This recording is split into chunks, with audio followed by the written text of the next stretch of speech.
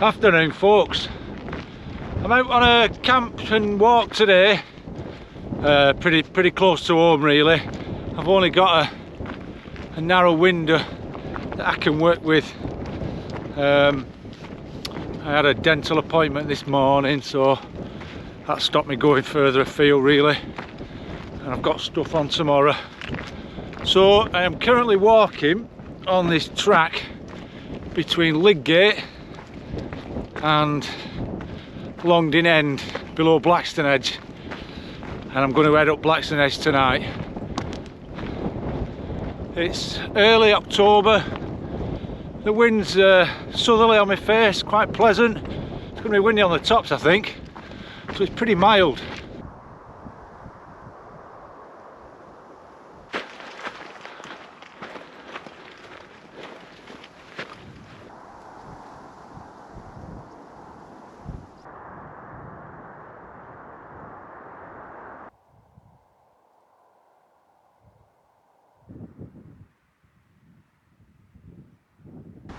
Get ready for the big reveal of mighty Blackstone Edge. There you go, that rocky, fretted skyline up there.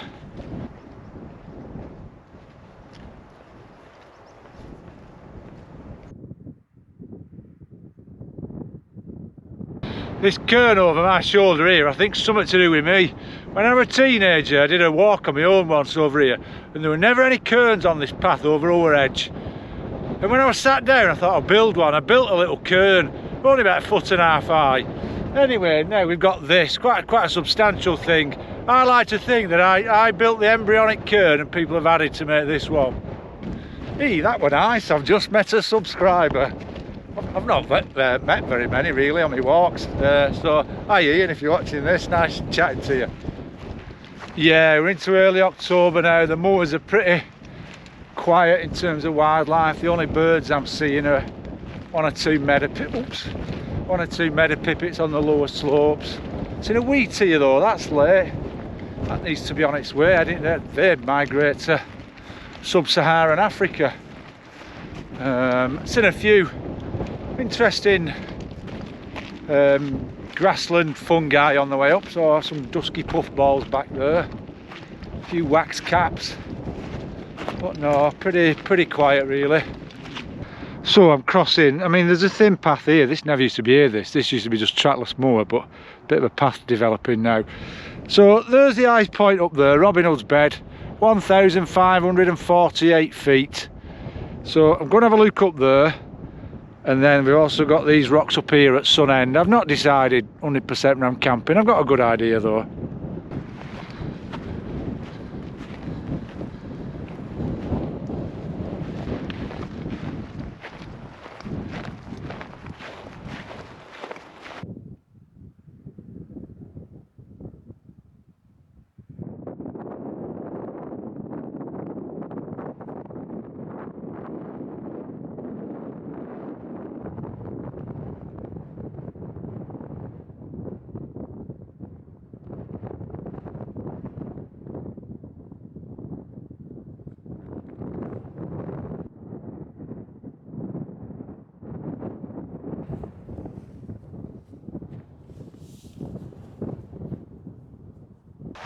Right, well I've dumped my rucksack in rocks back there, so I'm gonna now just head up to highest point. I've seen, apart from Ian, just a couple of mountain bikers coming over at top on Pennine Way. Shouldn't be there really though, shouldn't it? Mountain bikers are not allowed on footpaths. Yeah, it's nice up here. I've been sat down there in rocks, just sort of killing time for about 3/4 of an hour. Bloody lovely.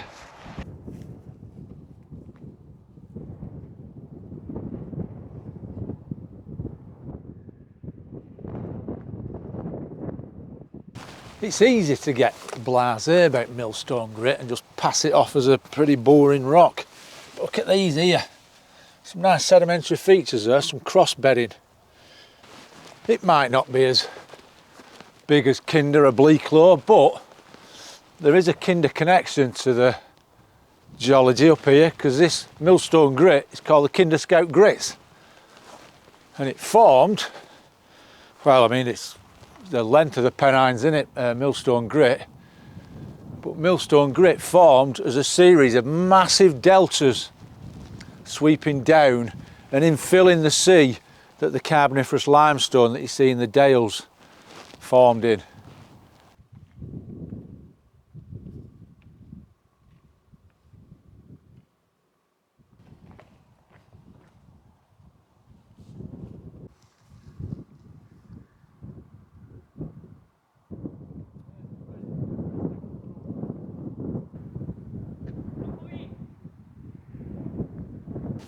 I always have to come here and see my Uncle Selwin's name, Selwin Jepson.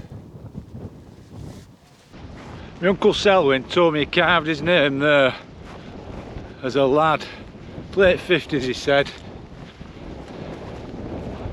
I always looked up to my Uncle Selwin, who one of my mum's older brothers. To me he always looked like Clint Eastwood, tough guy.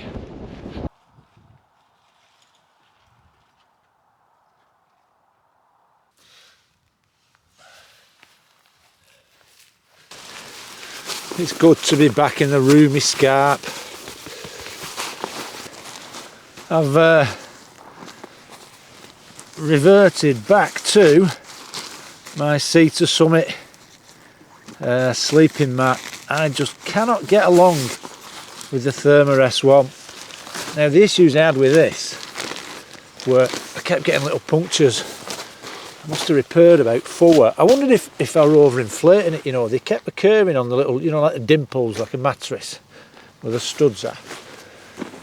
Anyway, I decided one last go. Anyway, I found another hole which I've repaired. Anyway, I left it inflated all night and hopefully it'll be fine.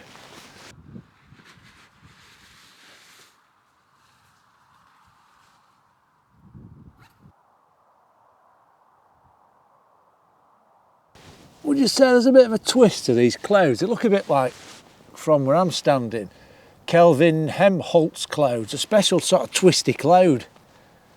Bloody hell, am I glad to get sorted in the tent. I've really had to wait for people to bugger off. You sometimes have to do that a bit when you're camping like this, but people just seem to really hang around here where I wanted to be. Anyway, I'm all right now. I'm pretty much sorted. I'm going to make a drink, I think.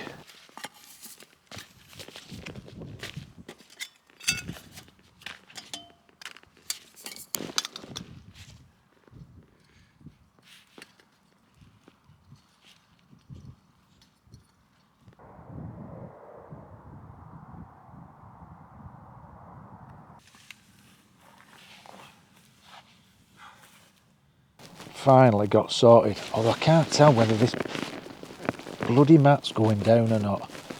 Yeah, I've gone right off the Thermarest one. I don't think I've ever had a decent night's kip in it. Them sort of horizontal baffles, I'm not a big fan of them.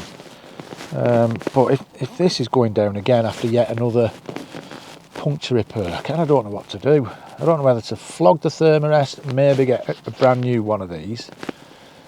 Oh, persevere with the Thermarest. Oh, I don't know.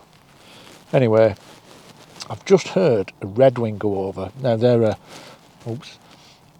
winter visitor, like redwings, fieldfares. They're a winter visitor from Scandinavia, and they quite often hear them going over at night, and I love that sound. In fact, one of the joys of wild camping for me, I love listening to birds going over in the night.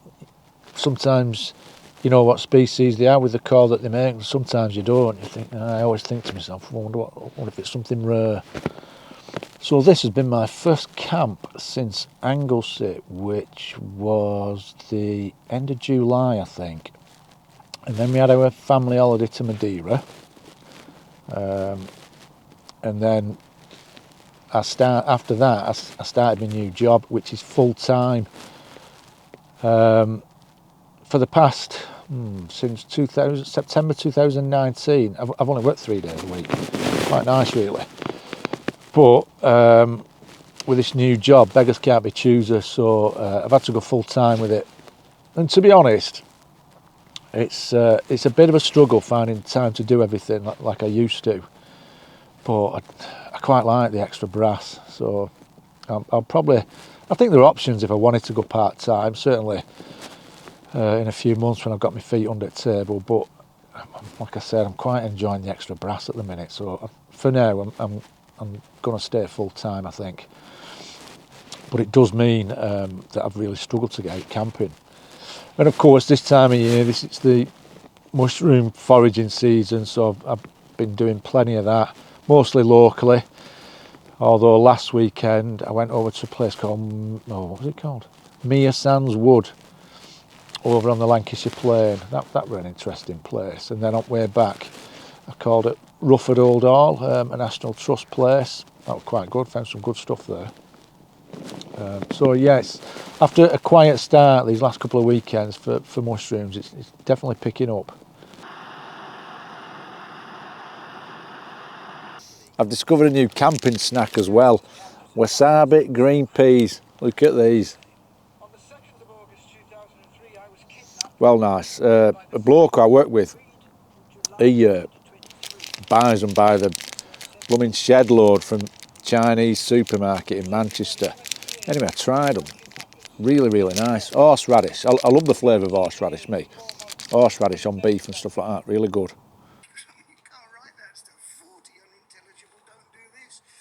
Okay, it's nearly 11:30. The wind's getting up a little bit. There's a bit of a flap on round the tent. I've been listening to a range of podcasts, and the one I've got on at the minute, it's Who Do You Think You Are, Bill Oddie. You know, the family history programme off telly. Well, this is a podcast version. I remember Bill Oddie's on telly, and I took an interest in that because Bill Oddie were from Rochdale, Sparth Bottoms. Interesting though, talking about his forebears working in cotton mills in Rochdale and that, which I can relate to. My granddad were a mule spinner. Anyway, I feel quite tired actually, which is good. So hopefully I'll get a reasonable night's kip and I shall speak to you in the morning. Good night. Oh, morning folks. It's 7 o'clock-ish. I've been away for about half an hour. I had a good night's kip for me, really. What were lights out? Going up to 12. And the first, bloody little daddy long legs in here. And then I first woke up at 2:45 to the sound of rain. I think it was just starting then. And then I slept again after that. So good for me, that'll do. Oh dear me.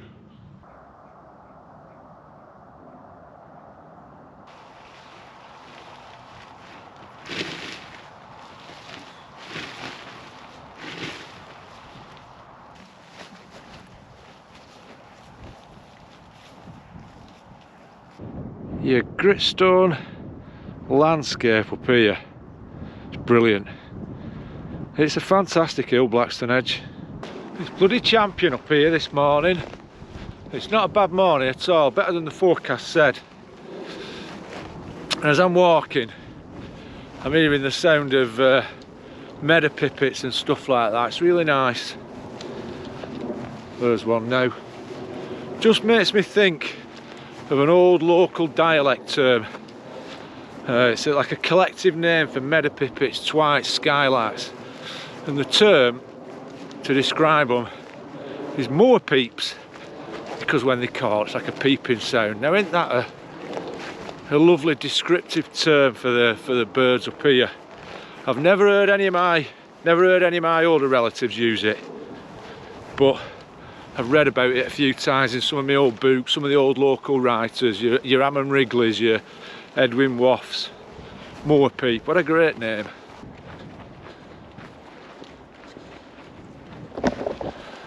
Oh, I'm on a much better path now. Following this drain called Broadhead Drain. Thought I could see someone over my shoulder in camera then. And this is going to take me to the so-called Roman Road. Now, debate has raged surrounding this Roman road for bloody hundreds of years, I think. I think it's marked on map still as a Roman road. And then a book was published in the 1950s by a local historian and geologist called James L. Maxim. And I've got this book, it's interesting. It's called A Lancashire Lion. And he totally blew the Roman theory out of the water. Totally convinced me it weren't Roman at all, and he put together a good argument. And I thought that was that. Although people still argued it was Roman, right, probably right up until now. But I'm sure I've read recently that the consensus is starting to move back towards the Roman. The Roman road being Roman. But the paving on it no way is that Roman. There's nothing Roman about the paving at all. But I suppose the paving could overlie an old Roman route. Would have been good if we could have got time team up here. Tony Robinson would have sorted it out, wouldn't he? And Mick Aston.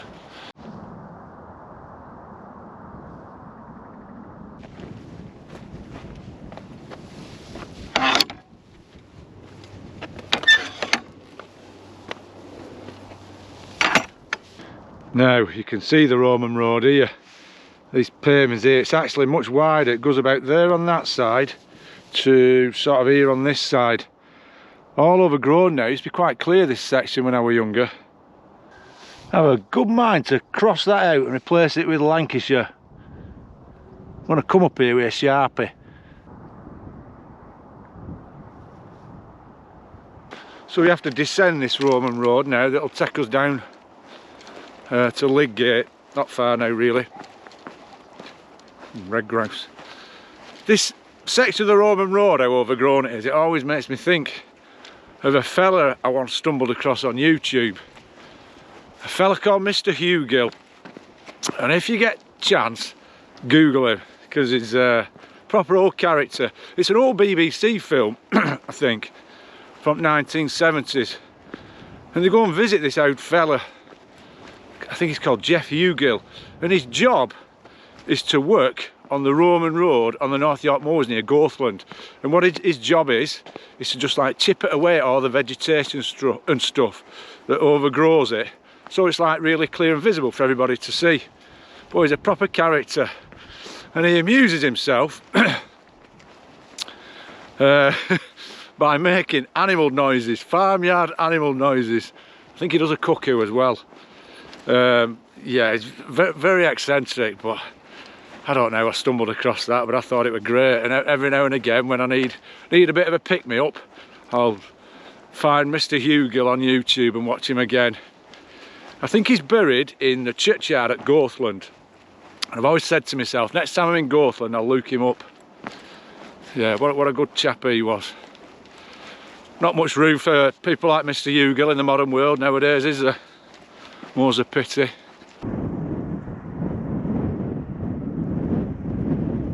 So that was the last interesting relic of the day. It's by the A58, the road over Blackon Edge.